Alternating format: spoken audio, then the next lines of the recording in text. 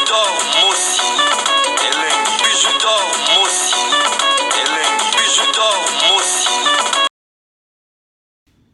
Bonjour, bonjour, bonsoir. Na mutunyoso oya kozwa occasion ya kolanda recette ya mama bijou na mukola lelo.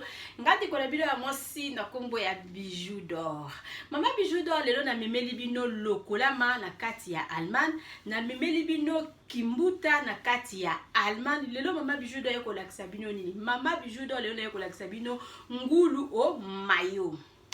Eza batumi bakende Congo kala bayoka kangulu mayo, poulet au mayo. Mama bijou d'or nasina lambela bino poulet au mayo, nasina lakisa bino ndeni na koki kosala poulet au mayo na kati ya ndaku na makala te na donc na tono te mena four.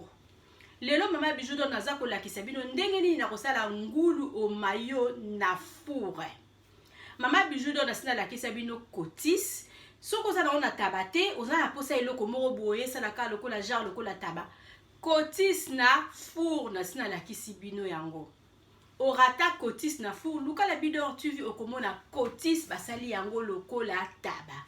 Orata poulet mayo, luka okomona mama bijou d'or na sina la kisi bino ndeni ya osala poulet mayo na kati ya ndaku na yo na four.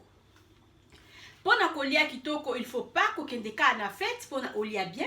Eza batu mususu avant lia bien, il faut kende akende nanda kwa mutu. Avant alia bien, il faut kende na fête. Pona kokende fête akolia te asi ami bominza la batatongo ti soki erni Pascal obi kende kende kolia na fête. Mama bijou d'or nga na fête na lia kalisusu te. Soki na lie na kolia ka ta mususu mukie, mais avant na bima na ndako nga na lia ka na lie na tondi parce que à partir déjà à 18h na linga kolia te. Olie na ndako na très bien, OK, feti pona kolakisa kaka elongi, pona koyoka mwa muziki, pona kobina, c'est ça. Mais kokende feti te pona kuna na kolia makaya, kokende feti te pona non non non non. Eza batu mususu ba ke feti akolia biloko on dirait azolia biloko soki ya réserve ce qui a un mois, ce qui a combien de semaines. Donc mutu il faut koyeba komi sepelisa yo moko na kati na ndaku na yo okoki kosala biloko ba recette net mama bijou d'or sali oza posa taba oza cotis na yo na frigo osali cotis na yo taba na yo olie oza ngulu landa ndenge mama bijou d'or akosala lelo sala ngulu o mayo na yo na ndaku na yo lia ndenge moko pe sala poulet na yo o mayo na ndaku na yo lia olinga tomso tumba ta moko ya munene lia parce que vigno surtout yango yo ezate ke kaka avant na lia bien il faut na pas bidor tu vis non lamba landa bidor tu vis ndenge asala biloko ndenge asala ba recette on lia très bien. Donc il faut to miller ça bien, il faut to lia ka biloko o ezali bien pour na nzoto, il faut osala makambu moko ya bien parce que on sait jamais. Donc mama bijou d'or kande na lobaka lelo nazo la kisabino recette na nga ya ngulu o mayo. Donc tozoye kola ensemble biso nyonso tout batu bozo landanga parce que lelo bokanisa ki masolo nzoka masolo te mama bijou d'or na invité bino na bengi bino na banda ku pona boya botala ngulu o mayo nanga mama Rita na Suisse ozotala siko ngulu o mayo nani lisusu. Donc bandeko nyonso to on a bengi bino on a invité bino boya pona botala ngulu o mayo o mama bijou d'or akosala na journée ya lelo. Donc bozaka la mingi te ya kosepela parce que botala ndenge nini na kolamba mama bijou d'or na beta masolo ezala chaque vendredi na 21h30 au cas nazaka msu fatigué ou beli solo moko esalinga naza convaincu na lisolo wana na koki kolekisa ndenge na lekisi lelo recette na beta masolo benga mama bijou numéro eza wana se pesanga lisolo na yo na kobeta ka ndenge oyo kolinga mama bijou d'or lukela batu mabala oza besoin libala yaka epa ya bidor tu vu pesanga video na yo sala video na yo poser loba tout oza nango posa pesa mama bijou d'or tia on a bidor tu vu et puis okozwa libala mama bijou d'or sala ba promotion à ba musicien asala ba promotion ba théâtre asala ba publicité oza besoin ba sala publicité eloko na nga nazala nga ofuta ngeloko te na kosala publicité ya eloko na oza besoin makambu na eleka na bidor TV contacter bidor TV mama bijou d'or chaîne eza pona biso nyonso tout eyeka pona kosunga eyeka pona ba 1+ na ba vie na biso mama bijou d'or siko nazo lakisa bino poulet na nazo lakisa bino ngulu o mayo poulet mayo esi et salama eza na kati ya bidor tuvi mama bijou d'or amemi Congo na kati ya Deutschland biloko ya mama bijou azolamba nazo présenter bino biloko ena ti na suka ndenge ngulu nanga eko bela ngulu ya mama bijou d'or yango yo. Oui bandeko nanga lelo na yeko lakisa bino ndenge na uti koloba nazo lakisa bino ngulu mayo. Mama bijou d'or dasina lakisa bino poulet mayo. Mama bijou d'or na uti kosalela bino cotis ya taba. Donc cotis na sali yango sous forme ya taba. Na lakisa bino ndenge na osala poulet nanga mayo ndenge basala na Congo na lakisa bino déjà. Siko mama bijou d'or na yeko lakisa bino ngulu o mayo. Na yebi ke bandeko boyebi bien ngulu soki ebeli malamu te epesaka malade. Na Congo basala yango na bakoni et puis ngulu wana vraiment il faut evanda na moto ata 1 heure du temps même plus. Donc bakoki koteka yango bongo te ba wumisaka yango penza na moto ya makasi pona ngulu ebela malamu parce que soki ngulu ebeli malamu te ekopesa malade. Malade o babengi na kombo ya tenya. Mama bijou d'or ngala za na makala te. Donc nakoki pe kozwa ngulu nanga na kotisi embala moko na four mais pona ko éviter malade nazo lakisa bino ndenge nini na kotumba ngulu na ngai. Donc mama bijou d'or naza na ngulu nanga bomoni ngulu nanga ngulu o na sombi yango na Lidl. Donc koki kosomba ngulu na magasin nyonso soki po zwi ya baposo ekozala malamu mingi mais ngulu oyo namoni aza na ye na baposo te. Ngulu ya mama bijou d'or yango yo. Mama bijou d'or na sombi ngulu nanga yango yo. Oyo sikoyo mwa biloko o na kosalela yango likolo pona kosala ngulu o mayo. Naza na ba paprika nanga o ebengami na kombo ya poivre yango yo eza tous les 3 couleurs. Naza na litungulu nanga, naza na mwa ndambu ya ai na ngai. Litungulu ai yango yo plutôt. Naza na bambuma nanga ya ai misatu. Naza na mpe tangawisi nanga mukie, tangawisi ya mama bijou yango yo. Na tepe mwa ndambu ya feuille nanga ya solo yango yo. Na yebite se bozo mona malamu.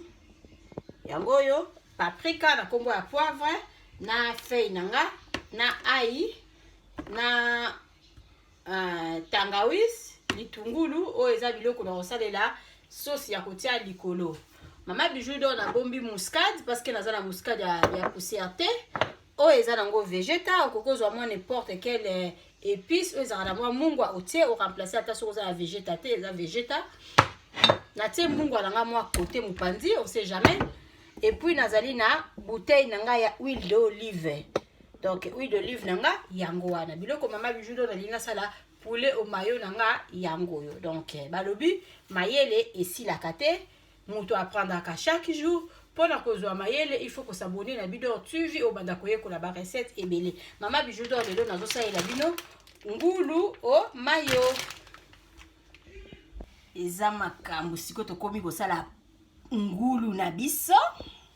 Toza ko kata e to kotie na kati ya nzungu. Bomona neni mama bijou do sala donc ngulu o mayo ba Bidor TV de bakabo.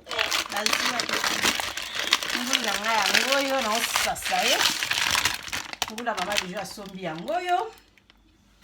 Tellement ngulu yango eleki munene na osala nyonso. Je sais comment je vais faire. Ata soki eliami nango nyonso tout te. Ekozala kaka malamu. Ngulu mama bijou yango yo. Mama bijou d'or asombi ngulu na ye ngulu eza kitoko makasi. Boboni ngulu nanga. Nazosukola ngulu nanga normal. Balobi bokoto to yekola elongo bayekola kaka mutaleki muninga na mayela zala ate mutaleki muninga na olamba zala ate biso to debouiller ngula mama bijou eza nango salite te mais tellement biloko nyonso tout o etangami biloko ya o misuni avaka to lamba to sukolaka yango sikoyo na kozwa ngulu nanga nazokata yango mike na ba morceau o mama bijou d'or alingi ngo sa caméra. Pour mon place na nazo katela ngulu yango yo kata ngulu mama bijou awa alobi Bidor TV ndi makambo Bidor TV asala nyonso kwa ngulu mama bijou yango yo naza bezo bambo ba morceau ezala boye ba morceau ka lokola tout ça la suka bakamundele. OK, c'est ça ba morceau ngulu mama bijou yango yo parce que ngulu soki olambi ye malamu te ezalaka mabe. Ngulu aza lokola mbika. Avant que sala liboki ya mbika, il faut avant que lia yango, il faut que la sûr que mbika wana et umeli na moto. Donc c'est ça.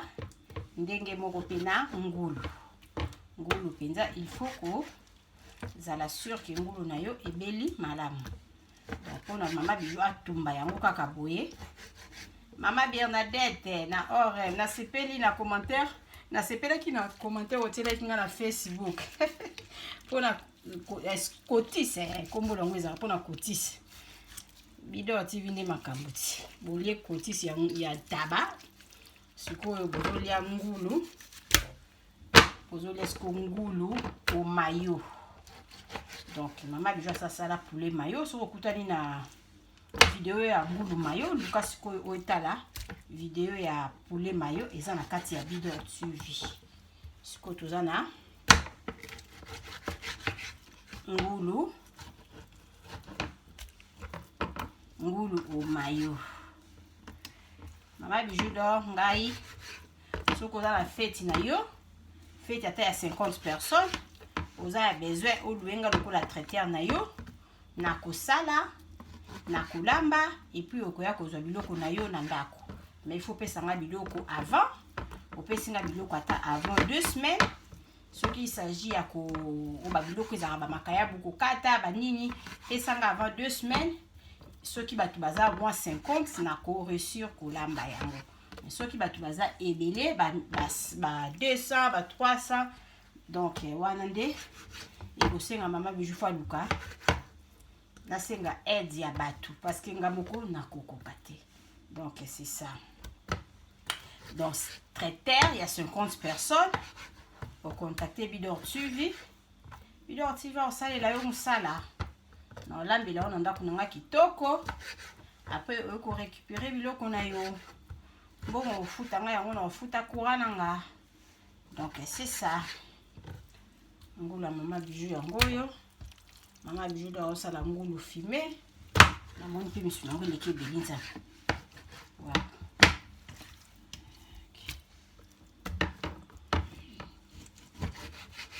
Osala ngulu fumé. Misu nanga leki ebele. Na otala kompe na kokolongola ndambo. Na bombi lisusu. Ou bien na sali kaka nyonso. Donc c'est ça. Ngulu fumé ndi makambo donc. Ngulu mama bijou zo sala yango yo ngulu fumé ndi ngulu mayo. Ngulu mayo de ngulu mayo. Ba ekola kaka. Azo pesa mbote na babone na nga tout. Merci na ndenge bopesa nga confiance pour vous abonner na Bidor TV. Na pesi lisusu mbote na ba groupe nyonso to bo soutenir mama bijou. Na moni groupe na nga moko ya Debabor. Na moni groupe na nga ya les amis de Bidor TV. Na moni lisusu groupe na nga ya muzika YouTube. Donc bino tout la pesi bino bambote. Donc c'est ça. Ngula mama bijou bimi bini makasi comme pe na kokolongo lango parce que c'est trop c'est trop dazaki na besoin ça la ka muke comme eza nango biloko na koyiko longola na tie na chaussée et puis lokolo mosusu na eko sala oyo kotikala na koki kozwa yango na sali yango ata bana na pomme de terre na supu bana balie mabijou alobi mayele nazwaka yango kaka donc misuni lokola banda na sombi yango na koti yango na congélateur te nakoki kozwa ndenge na kati boye nakoki kokotisa na yango na congélateur eza nango mabe te eloko toboyaka eloko soki ezalaki déjà na congélateur obimisi yango olambi te ozongisi su na congélateur wana nde balobaka ezali mabe. Mais ngai nasombi musuni nanga oyo kaka lelo nanu nakotisi ye na congélateur te.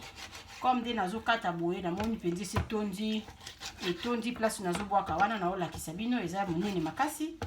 Donc naza besoin osala ka mwa libuki moko ya ngulu malamu etika bato na posa ke ezala bokomi kolia biloko 2 jours 3 jours. So bato bazalaki na bango ebele nakoki kotika boye ngulu ya mama Bijou yango oyo eza vraiment ebele makasi. Donc nazolukela ngo chasser po na la longola misuni ndambo kwa ezali ebele.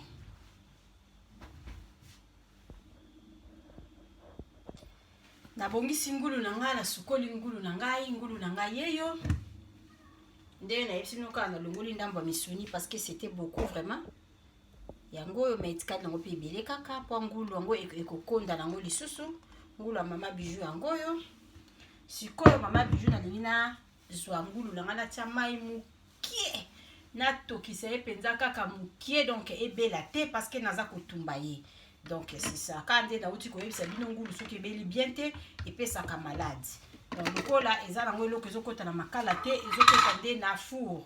Donc pour naza na confiance nango eloko ngamo nazolia eza te eloko nazosalela ta mususu bato koteka eza oyo ngamo nazolia pour nazala vraiment sûr nango elambami très bien.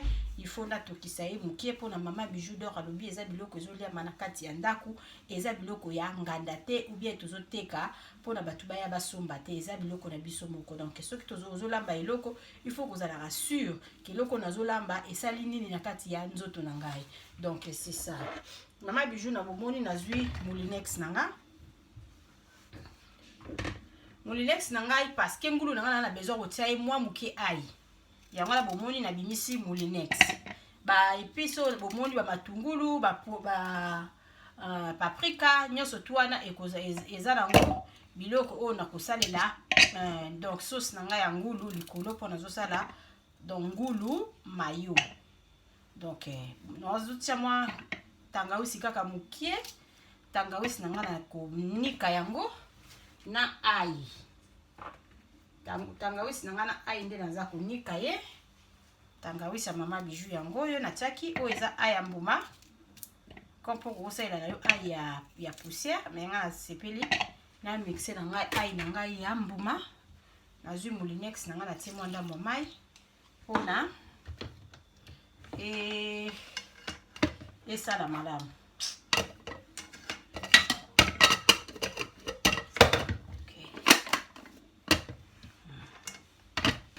Balobi boye toyekola elongo.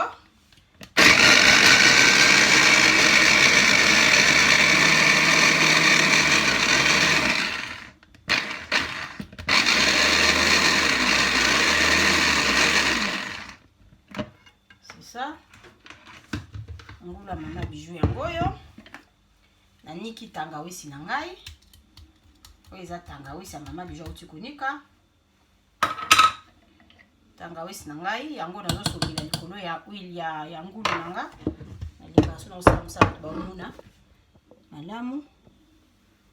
Tangawisi ya mama Bijou yango oyo nasopi na kati ya ngulu na ngai. Donc comment je vais faire?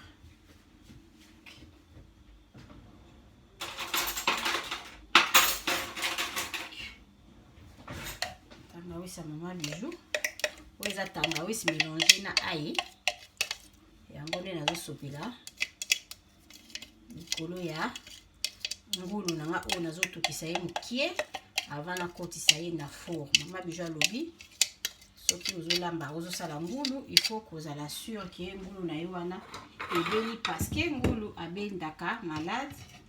Donc c'est ça oyo mwandambo mai parce que nakotia ye vraiment mai te nakotia ye mai te bomoni mwandambo mai nanga natini mwandambo mai nanga kaka mukie parce que kotoka vraiment na mai te ka mai mukie oyo nde nasopi na katikati ya ngulu na ngai. C'est ça ngulu ya mama Bijou yango oyo natie ye ai natie ye na natie ai na tangawis na likolo ya ngulu nanga. Siko mama Bijou alingi atia na kotia o eza vegeta. Natie mo vegeta nanga mukie likolo. Natie mo ai nanga mukie parce que biloko eza kotoka boye. O eza neti naza ko saisonner déjà ngulu na ngai na saisonner biloko nanga. Ngulu nanga eza saisonner na biloko o bomoni. Natie vegeta, natie ai, et natie muscade. Siko mama Bijou do na sopi mo ndambo ya mungwa mukie. Mo ndambo ya mungwa ka likolo. Donc siko na balola biloko nanga oyo. Donc ba épices o mama Bijou atie na ngulu na ye ezali boyo bomoni yango. Natie ai, natie tangawis, natie vegeta, natie muscade. Donc ba épices mama Bijou atie. Après na ye kotia ndambu ya mungwa. Mai natie ka mukie penza. Siko bozomona mama Bijou nazo sopela mwa huile d'olive mukie likolo. Bongo na tokisa ngulu na ngai. Ngulu na ngai oyo eza vraiment kitoko. Ma petite sœur Sandrine na yoka yokala na Hollande. Olobaka mama Bijou expliquera biloko na yo kitoko na bandela yango boye pona bo comprendre. Aurélie Jimbi olobaki na lakisa ba technique nini ya kondisa libumu kala mingi te nazozongela ba recette voilà parce que ezalaka ebele. Donc c'est ça. Maman Françoise, maman ya ba Aurélie na Belgique, ma copine Bijou na Congo, ma copine Jolie na Belgique, ma copine Maggie na Belgique, maman Rose na Belgique. Maman Bijou azolakisa bino nini asalaka ngulu na ye, ngulu o mayo. Bomoni ndenge na baloli ngulu o mayo nanga ba épices nyonso tout ekoti na kati mungwa pe eyokani nango bien. Oyo ezali huile d'olive. Huile d'olive. Nazwi huile d'olive nanga mukie. Nasopi huile d'olive nanga na ngulu mayo na ngai parce que yende naza ko tokisa yango sikoyo. Na tokisa yango sikoyo comme ça et toka mukie bongo na lakisa bino nini na kotumba ngulu na ngai. Mama Bijou alobi biloko tolambaka na ndaku, il faut kolamba ngo kitoko. Donc ata pe ba biloko ozoteka na restaurant, il faut teka eloko moko, sala eloko moko oyo eko belisaka tute. Mais bato batekaka biloko neti bato batumbelaka biso na bakongo akokosala na ye pressé parce que aza na bato ebele bazozela ye, aza na choix te. Soki epa na yo moko azwi 2 heures d'état ou bien 3 heures mosusu wana, donc esala pasi yango yango baolesa biso biloko ebela te mpona kaka mpo ateka ye etali ye te. Mais oyo eza biloko nga moko nazolia yango nazosala yango bongo vraiment na motema moko.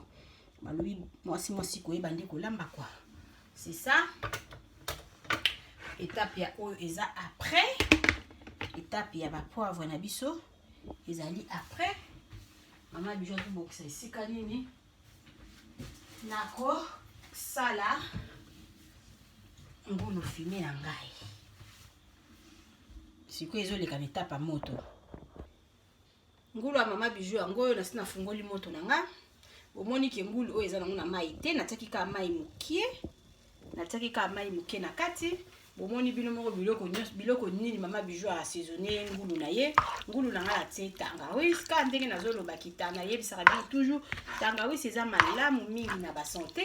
Il faut to liaka tangawis, to tiaka ye na ba thé, to tiaka ye na biloko parce que eza vraiment na donc ezopesa résultat ya malamu na nzoto. Ndenge moko pe na ai bato mingi bakokaka ai te mais elambeli ekeseni.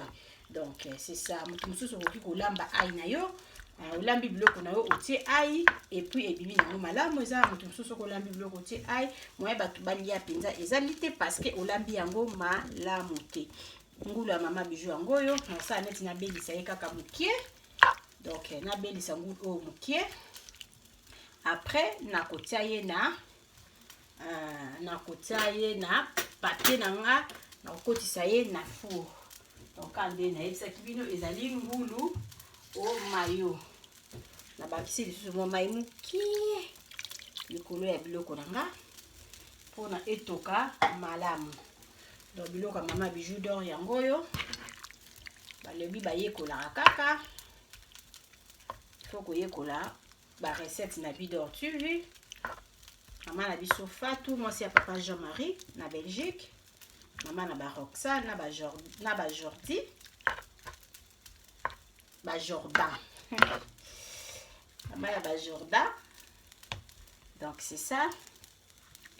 Nazongi pe awa na colonne na moni Fatou Boka quoi. Wana pire petite sœur. Biloko ya mama Bijou yango oyo nazwa kolamba. Donc awa nazoningi na profiter kokata mwa ba nakata la poivre nanga pona préparer biloko na ngai ya soupe oyo nako et ya sauce oyo nazosala pona kosala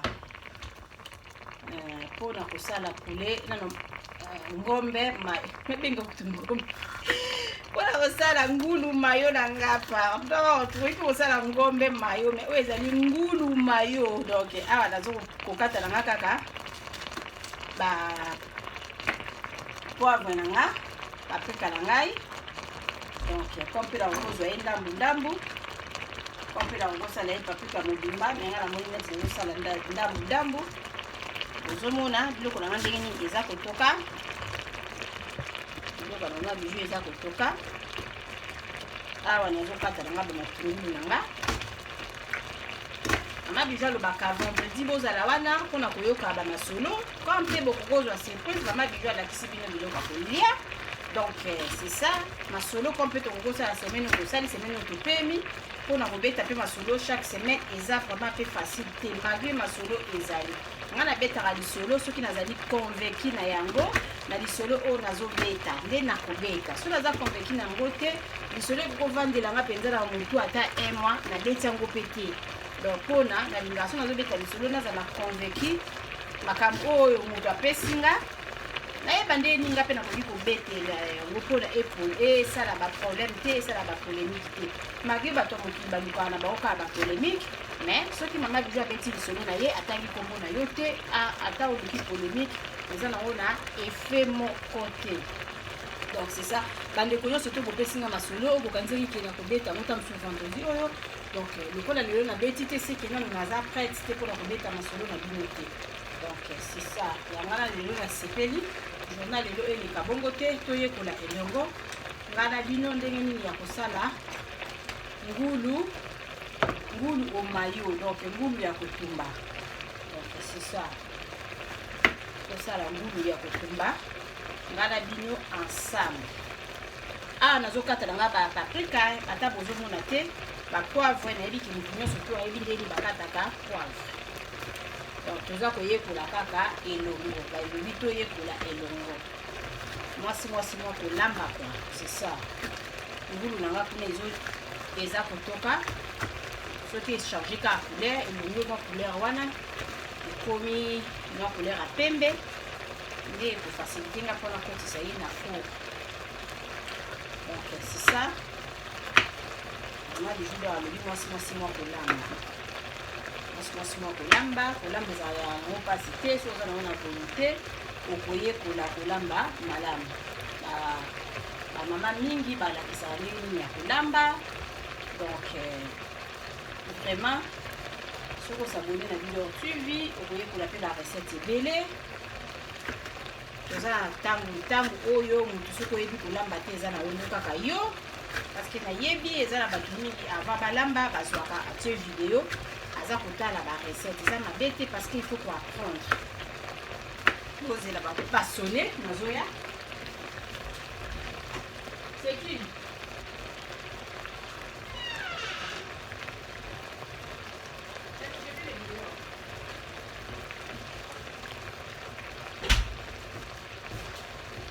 mayele basombaka kaka s'abonner à Bidor TV ozala jamais dessus parce que mama Bijou d'Or Ah, ça là, maman bijou doit zana émission mobile ba amse so ko za besoin pinza ba so ko kana o libala ko za besoin maman bijou sale la o ma vidéo ya yo moko surtout so ko za na Europe ozo luka peka mibali ya Europe pe basi ya Europe ko zwa pinza donc c'est ça ndenge moko ata so ko za na Afrique ko za besoin parce la o vidéo maman bijou le dit mo ka na chance na ye quand tu chance ta vidéo okozala jamais dessus maman bijou alobi esika mwasi azolamba ekozala toujours soin donc c'est ça mpozi nasala bino video nalakisa bino soki naza na temps nde nanika ya toilette nanga bokomona donc c'est ça ngulu ya mama bijou bomoni natiaki nanga kaka mwa mai moke me namoni mai eboti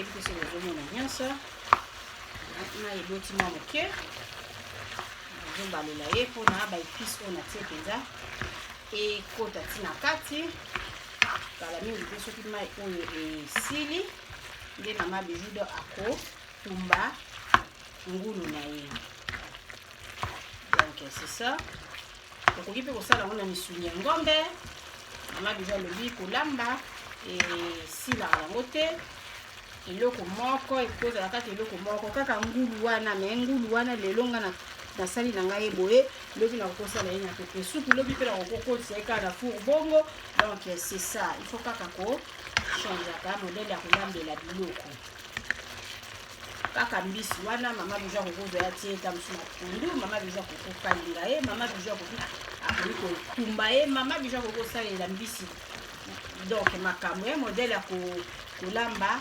ebele donc c'est ça ngulu na ngai oyo abimisi mai edine comme ça oyo tokotisa yango na four mungu na ngai ekoki kitoko mwa nanga mpe eyokani babibili otuli nde makambo bazwaki ça mama bijou natiaki mwa mafuta moke ya huile d'olive donc nasi bomonaki mafuta ezaka ya moke oyo ya huile d'olive elongo toyekoli nde nini tokoki kotumba ngulu na biso na four nde nini tokoki kosala ye akoma ngulu mayo donc c'est ça nazobongisa place nini na kosala na kotiela bino ngulu mayo nanga na four lelo tozangala bino ndenge nazolambanga moko te nayebi naa na batu baolandanga ndenge naotasala ngulu nanga ngulu mayo nde makambo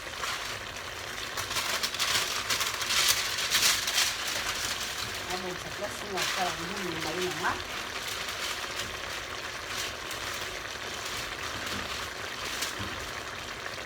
ebi ngulu mayo nde makambo donc bazwa kaka na video TV nalisi deja esika nazotia ngulu mayo nanga cuisine nanga mpe espace ezalaka vraiment monene te bamabaya nanga cuisine oyo espace nango ezalaka monene te nga deja na cartona ya monene te oyo donc c'est ça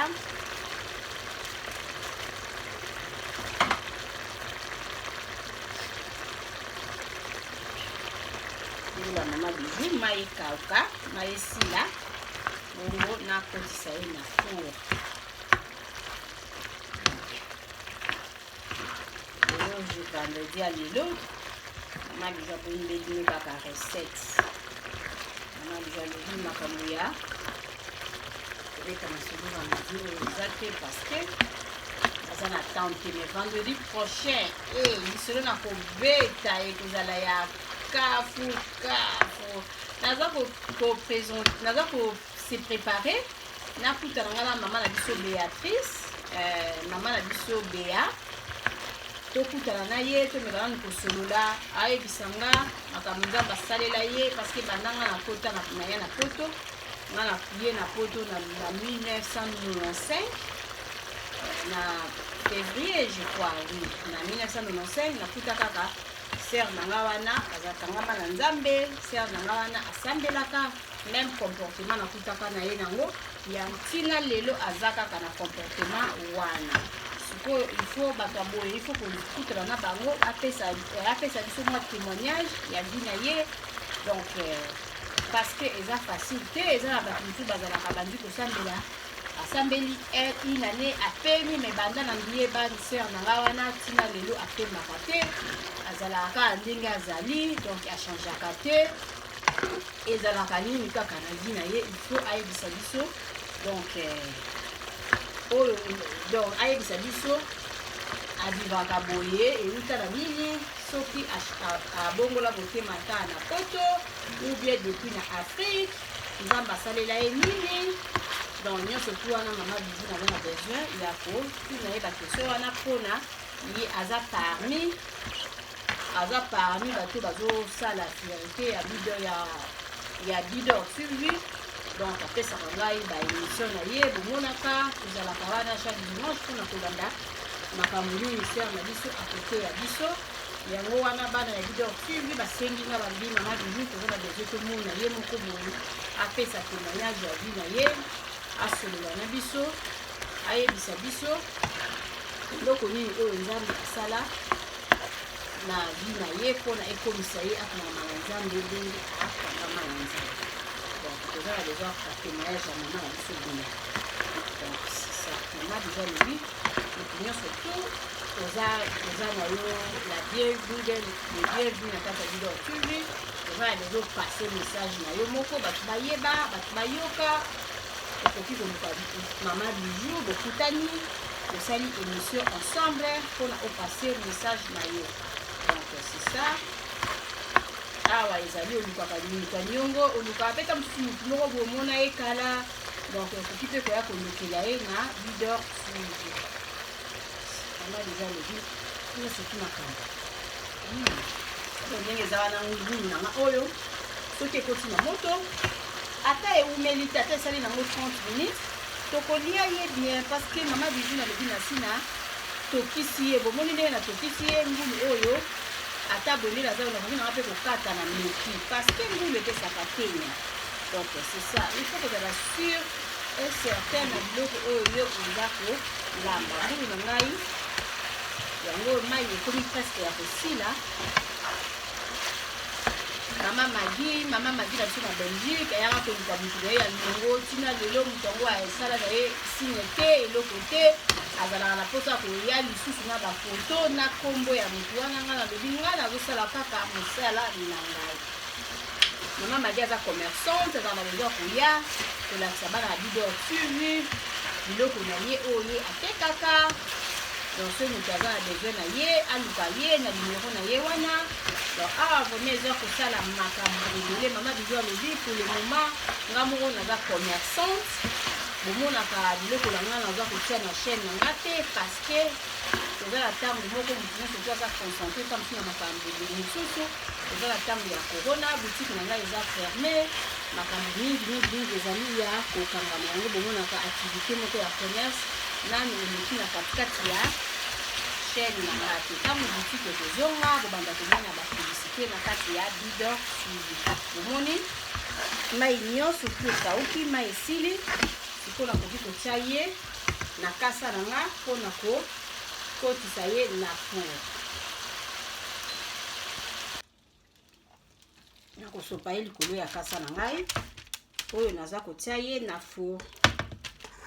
Donc c'est ça, nazwi kaka plaque wana ya moto natindi nanga four likolo matata.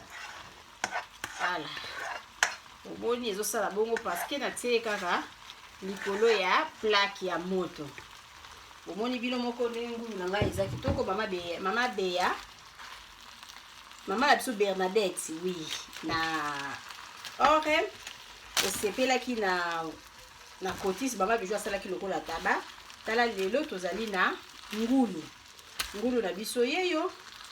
Bomoni siko nazokotisa ye na katikati ya four. Mama Bijou alobi nini avant mpona kolia kitoko il faut pas kaka kokende na bar te, il faut pas kaka kokende soki na mokili nini te yo moko mpe okoki kosala eloko na oyo ya bien osali ya bien soki olingaka koka na oyo ya malili otie koka na oyo ya malili pembeni na mwa citron na kati donc soki omelaka na yo masanga wi wana ezali yo biloko ezotoka parce que nini natiango likolo ya plaque ya moto donc soki omelaka na yo masanga otie mwa verre na yo omelaka mwa belaise vi eza kaka moko donc tobombaka ndambu mosusu ekotaka na libungu parce que balobaka ke tokendeke na libungu na biso il faut pas kokanga baposa mpo na ta mosusu projet moko ozosala mama bijou donga nasala nazaka na baprojet na milesaka bien nalesaka bana nanga bien nalatisaka bana nanga bien nazalaka bien nazalaka normal donc c'est ça parce que eza partie ya vie ya motu bomoni biloko nanga ezotoka kaka awa likolo wow c'est ça nazokotisa ye nafungoli four nanga na 250 ngulu ya mama bijou yango oyo nakobalula ye lisusu natie na vie papier ngulu eza kotoka parce que nini ezalaki ngulu ya mama bijou yango oyo sikoyo nazokotisa yango na four donc rendez-vous na biso soki ngulu oyo ebeli oui mama bijou ka nde nauti kokotisela bino ngulu na ngai na four mpona kobebisa basani te mpona kosala misala ebele te kaka kikalungu oyo nauti kosalela bino ngulu yango nde naza koutilize mpona kosala kotia babiloko oyo nakotia likolo ya ngulu na ngai donc mama bijou na se préparaki na ba poivre nanga bomoni yango na kati yango bien eza tous les 3 couleurs poivre oyo ebengami na kombo ya paprika natie na matungulu na mwa feuille na ngai ya solo kikalungu na ngai yango oyo nasi nafungoli moto kaka huile d'olive oyo nasopelaki likolo ya ngulu na nga yango nde nazolinga nasalela sauce na ngai ya matungulu na paprika donc nasopi mwa huile d'olive na nga ndambu na kati ya kikalungu na ngai huile d'olive na ngai yango oyo bomoni mwa ndambu kaka na kikalungu poivre na nga nazwi na nga kaka demi nazwi demi poivre na nga ezalaki mibimba natiki ndambu natiki ndambu awa eza ka demi poivre donc c'est-à-dire tous les 3 couleurs nazwi yango ka demi litungulu na nga ezalaki moko likasa na nga ya solo yango wana ya biloko mama bijou azosalela sauce na ye oyo mpona kotia likolo ya ngulu na ngai ngulu na ngai eza nango na four ngulu ya mama bijou eza na four donc awa tozokalinga tosala sauce na biso ya kotia likolo ya ngulu donc c'est ça nakotia mwa mai mokie na ngulu na nga na sauce na nga nakotiaka mwa mai mokie mpo matungulu nini ebela malamu natie mai yango wana awa toza na matungulu poivre na feuille na biso likasa na biso ya feuille ya solo yango natie kaka moko oyo na kati awa donc maintenant mama bijou épice nalingi na bakisa likolo tellement lokola ngulu na nga aza bien épicé sauce pe il faut ezala na mwa épice natie ndambo ya muscade awa natie na nga ail ya poussière ail na nga ya poussière yango oyo natie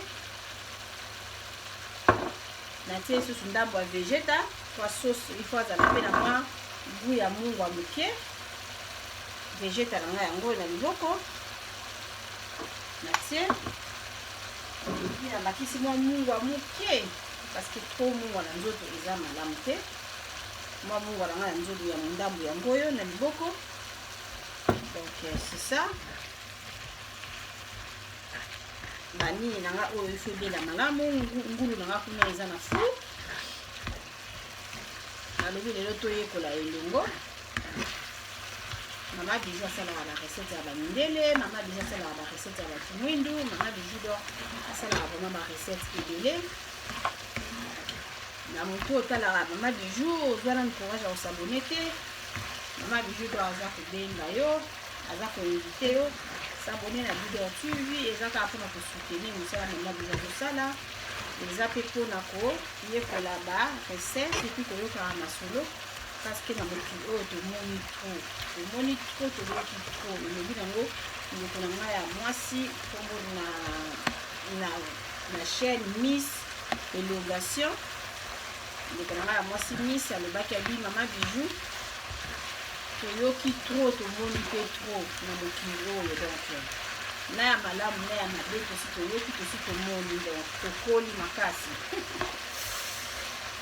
C'est ça, il faut que la chaîne nous pouvons s'abonner à yango, na oyo pouvons s'abonner à yango, oyo pouvons voir un plus, donc il faut que s'abonner à la chaîne à boy. Maman Bijou a fait la montée, Maman Bijou a fait la montée à ma bête, Maman Bijou a fait la montée na o sali yango ya mabe, Maman Bijou a fait bête yango, pour na épée sa baninga mususu, toni, et puis na kotanga kombo na yote. C'est ça, tu viens surtout à bénir Maman Bijou, autant à la comboté, Maman Bijou, la polémique, Maman Bijou, Nana, le solo, il faut tant à combo. En tout cas, excusez Maman Bijou, tout dans la bébé Maman Bijou, attends à combo, il y a tout ça là, ou cas ça, c'est le but de qui balai à l'autre. Ce qu'on a la posta, Maman Bijou, attends à combo, il y a Moutouana, Naza a besoin d'intervention à yo, yo moko la voice. Ou bien bakisi les autres mbaye na ndeki. Yo moko sala voice ou bien yo moko yaka bosala émission na Maman Bijou tanga na yo kombo za l'aise Maman Bijou vanda pembeni na yo kitoko. Mais Maman Bijou on ba kombo mutute na ndenge ya mabe. Bon, ndenge Maman Bijou do ndenge na mi pesa respect na chaîne na ngande na prometa ba na surtout à vidéo suivi que vous allez jamais dessus parce que awa Maman Bijou do alukara na ye. Pas problème tinde ko wana vraiment bolimbisi soza na besoin na beta lisolo na yo ngala otanga kombote na yebi ndeni na kobeta soka za mwana mwasi na kokipe ko ba mwana mobali so ipaza mwana mobali na kokipe ko ba mwana mwasi donc tika Maman Bijou do asala musala na ndenge a lingi parce que téléphone na ngala boy batu banda ko benga nga pona ko loba o tanga ki kombo na nga ozo sa kombo na Maman Bijou pas problème mais voilà prête à tout quoi. Voilà prête à tout ce que nous tout dans l'année de la bois dans la paix mais balobi ce que tazana ya liboma ko landa ete Maman Bijou a tout temps ko mutite pour tout la yesu ndenge non ozo mona tozo yekola elongo awa donc comment on appelle ça paprika na ngai yango yo et lembi nango déjà il faut pas aussi elemba nyonso tout lokola potopoto paprika Maman Bijou naza bezo ka moi mai oyo esila parce que na sali na ngai on a huile d'olive nous voilà moi pe koki bien ba épice na ngai on a tie yokani c'est ça. Nina Maman Bijou elelebe la sikoto zelaka ngulu kuna na se ngulu na fulu na fu ngulu na fulu ngulu la fulu e mutali ko maliara la fulu donc c'est la ngulu la biso na fu et bela donc Maman Bijou a tikoka na ya malini na frigo tellement malini ezali c'est na meli koka bo direct vers à thé parce que l'autre na kobela ou bien te moko na oti kosalela bino mikolo oyo nazwaka te yango na chauffe mpo na chauffaka ye chaque fois te natanga mo na thermos ya Maman Bijou yango oyo eza na katikati ezali na te wana te na oti kosalela bino ya bananas nazwaka yango na chauffe na tondisi na thermos donc ekomi nango esili nango déjà tu vois thermos oyo na tie te ya moto ngana se serva kaka na melaka te na ngai ananas ndenge umeli de ananas wana ebimi kitoko grave donc pona ko rater te pour s'abonner pour voir ma recette ça kala mingi te na zozo le recette on a servi de mingi takonda donc c'est ça oyo ezali na kaka préparateur sauce na ngai yango ebeli nakana dure nakani moto na nga oyo eza biloko tokobakisa bongo tia likolo ya ngulu na biso ngulu omayo omoni sauce na nga ndenge eza bien nasi nalakisa bino net fois ndenge basalaka sauce oyo ya paprika okokosopela yango likolo ya makayabu okokosopela yango likolo ya soso okoki kotia yango vraiment partout. Mama Bijou yango nazwaka mpe biloko nini oyo na miki nyonso nasaleli yango sauce. Donc c'est ça, sauce ya makayabu nasi nalakisa bino mais ezalaka moko te ezalaka ebele kozela sikoyo ngulu na biso ebela bongo Mama Bijou wana ya kolakisa bino ndenge nini na kotia na kotia ba épices nanga ba légumes nanga oyo nasali likolo ya ngulu omayo na ngai. Ngulu ya Mama Bijou esali 30 minutes na moto nanu ebeli te nabimisi yango nazwi cube magie ya mai na sopi natiaki yango ebandeli te parce que donc nalingaka kotia yango soki biloko elingi ebela ou bien biloko esi ebeli. Donc c'est ça, lokola ngulu awumela mingi na moto nazwi cube magie ya mai na sopeli nazozongisa ye lisusu na four comme pour kokotia ye na ebandeli mais nga na préféraki ezwala no moto comme ça na ya kosopela nini cube magie na ngai ya mai ngulu oyo ebeli nanu te nazozongisa ye lisusu na moto nauti kotia kaka cube magie na ngai ya mai na kati ya ngulu na ngai parce que nalingi ngulu oyo ebima kitoko makasi. Nauti komeka misuni eza ya kolemba eza vraiment kitoko siko tozongisi na four. Mama Bijou azongisi na four na sopi cube magie ya mai na kati cube magie na ngai mai yango oyo awa na bombi mayonnaise ya kotia likolo ya matungulu na nga oyo nasali sauce à tout. Oui, deuxième étape ya kobimisa ngulu mayo na ngai yango oyo siko nazozwa ba paprika oyo natiaki nazotia yango na kati nazotia ba mayonnaise et puis nazozongisa yango lisusu na moto. Balobi avant kosala recette oyo il faut ozala na motema na se natiaki yango tour ya liboso nabimisi nabakisi cube magie ya mai sikoyo naza kotia ba paprika na nga ba matungulu ba sauce oyo natiaki nyonso tu nazotia yango awa après nazongisa yango lisusu na moto moins 10 minutes ya pamba après nakobimisa na lakisa bino ndenge nini ngulu na nga ekobima parce que ngulu na nga eza déjà ya kobela goza komona bien te ngulu ya Mama Bijou esi ebeli nango kitoko sikoyo etikali kaka étape ya kotia biloko likolo et puis kozongisa yango lisusu na four. Donc c'est ça ngulu na nga yango yo ngulu mayo Bijou la blanche na Congo ngulu lesanga na Mama Bijou na mama José Mama Bessa. Donc ngulu na biso yango yo na osala tout bomona na kati avant na kota yango na four.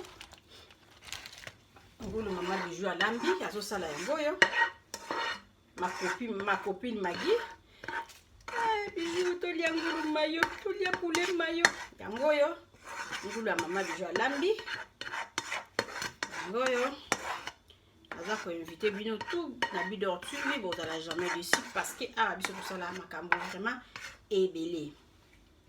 Bon Mama Bijou non la c'est ngulu na kati ndenge ezali mais musala esilité parce que il faut biloko oyo ezonga lisusu na moto. Donc c'est ça Mama Bijou alobi soko ozosala ngulu mayo na yo zala motema kimia motema calme sinon koya kolia biloko ebela te. Donc c'est ça donc Mama Bijou yango yo Mama Bernadette. Donc osepela ki na kotis na ebike okosepela pena ngulu o mayo tellement ba bengi yango ngulu mayo comme tu peux laisser comme ça soko lingana na mayonnaise te mais nga nazosala penza ngulu o mayo soko lingana mayonnaise te tu peux laisser comme ça, ça n'a pas de problème te okoki kotika na yo bongo. Mais sikoyo Mama Bijou nga tellement lokola nazosala ngulu o mayo il faut mayonnaise ekota ati mayonnaise na kati ya ngulu nanga naza kolakisa bino après nazozongisa ye lisusu na moto botala ndenge ngulu mayo nanga ezali bomoni ngulu mayo nanga nazozongisa ngo moke lisusu na moto mpona mayonnaise wana ebela et puis donc ba goût nyonso tu na tie ekota pe na katikati ya misuni. Donc c'est ça ngulu mayo nanga ezokangama mpona ezo ngulu ya mama Bijou d'Or yango ebimi ebeli nalingi nalakisa bino na kati. En tout cas atu balobaka ke ngulu ya poto ezalaka elengi te, ngulu ya poto ezalaka boye, donc ça dépend kaka ya kolamba oyo yo ulambi. Bomoni étape nyonso tu mama Bijou d'Or aleki nazalaki na patience ya kosala ngulu na ngai. Soko lambi yango pe na ndenge moko ya presi ngulu ekobima malamu te. Ngulu ya mama Bijou d'Or ebimi kitoko. Mayonnaise oyo ezali obligé te. Mutu okoki kotia mayonnaise comme pe okoki kotia mayonnaise te. Nga siko dengina lakisa bino na kati ndenge ngulu nanga ebimi na otombola caméra malamu pona bomona ndenge ngulu ya mama Bijou d'Or ebeli. Ngulu ya mama Bijou d'Or ebeli kitoko bozomona ngulu ye wana se. Ebite soki ko dezomona kwa mutu akosimbela nga caméra azali te. Bozomona ngulu ndenge ebimi na kati. Ngulu ebeli kitoko ya kitoko ngulu yangoyo. Ngulu yeyo.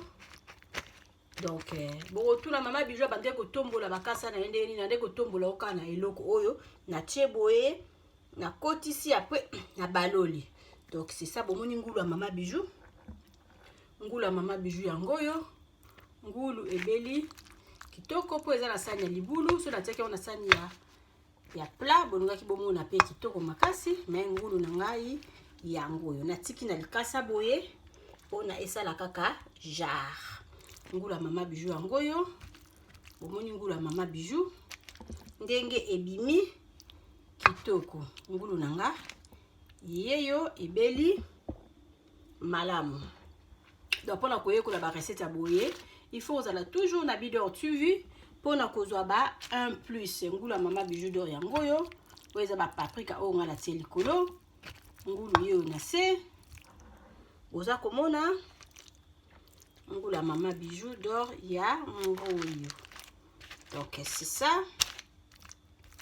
ngulu na ngai yangoyo nga na kolia boye na kotia mwa pilipili pembeni nde nako lia ngulu oyo.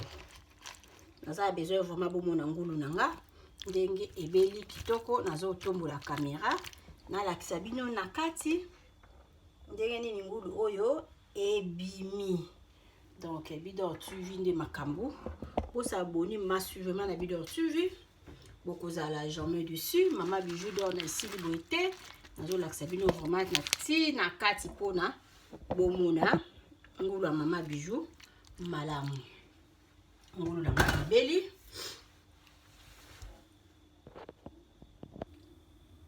ngulu ya mama Bijou d'Or yangoyo bomoni ndenge ngulu nanga ebimi kitoko. Ngulu oh vraiment ebeli malamu ndenge balobaka ke ngulu epesaka tenya ngulu esalaka boye. Ngulu oyo jamais koki kopesa tenya parce que durée nango na four esali ata ba 1 heure du temps. Esali ata ba 1 heure du temps liboso na tiaki ye na bimisi na bakisi donc équipe manger à mai nazongisi sous na four na bimisi na tie ba paprika o bomoni na kotisi lisusu donc paprika na tiaki na mayonnaise après na kotisi lisusu après na ekobimisa donc eumeli penza esali ba 1 heure du temps na four. Après na salaki nini avant na kotisa ngo bomona kindeni mama Bijou d'Or asalaki na katikati ye na sali lokola kotokisa ye na mwa mai mukie na ba épices parce que na tie tangawisi na kati. Bozala wana toujours na Bidor TV bozala jamais dessus. Mama Bijou d'Or anga lakisa bino ba recette.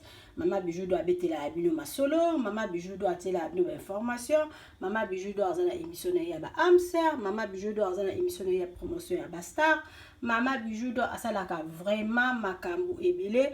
Merci na ba abonné na nga ndenge bo pesanga confiance ndenge bo s'abonner na Bidor TV bo s'abonner massivement na besoin ba soutien na bino bo et makaba video nanga sokota liboye na ebiki recette oyo ekosepelisa yo mama na ebiki ozu 1+ na kati ya libota na yo osombaka ngulu na supermarché ta mosusu olambaka yango kaka ya sauce omoni ndenge mama Bijou d'Or asali ngulu na ye na four recette oyo ekosepelisa yo kotika boye te tela ngai j'aime zala gentil commentaire na yo mama Bijou d'Or ozala nango posa naza posa ba commentaire na bino partager vidéo oyo ekende mpona kosunga mama mosusu ezaka mpona kosunga balobi mutu akokaka te mais to apprendre ka chaque jour mutu aleki moninga azali te mais il faut toujours quoi apprendre donc mama Bijou d'Or alakisi bino ngulu o mayo donc bosaboni na Bidor TV bokozala jamais dessus partager vidéo mpona kosoutenir mosala ya Mama Bijou d'Or dans le bozala toujours branché na Bidor TV bozala jamais dessus dimanche tozala ebele liboso ya ba téléphone na biso liboso ya ba télévision na biso pona kotala première na biso oyo kokamba na ndeko na biso ya mwasi na kombo ya Béatrice donc toyoka dimanche akoloba na biso nini balobi tosala nyonso il faut pas kobosana ki nzambe nde mokonzi sans nzambe mobulu sans losambo mobulu sans losambo me Bijou azali oyo azali te parce que mutu abatela nga ezali nzambe oyelinga na butu okuta nzambe nanga azawana aza kotala yo Bijou azalaka na problème ya mutu te Bijou asala vie na ye ndenge azako mona donc na makasi nanga te na makasi ya nzambe donc nalingi bino mingi na yebi ke tokuta na dimanche ebele pona kotsaka ba commentaire pona koyemaka video oyo ndeko na biso ya mwasi akoteya bozala wana toujours na Bidor TV bokozala jamais dessus mbote na bamosi tout esika bozali Bijou mosalinga bino mingi et puis mbote na ba ma copine na bosani bino te parce que bosoutenaka mosala ya mama Bijou mutu nyonso oyo asoutenaka mosala nanga nzambe ya lola amona yo akanisela yo apesa yo oyo nyonso tout ezanga na bomoi na yo merci beaucoup bye.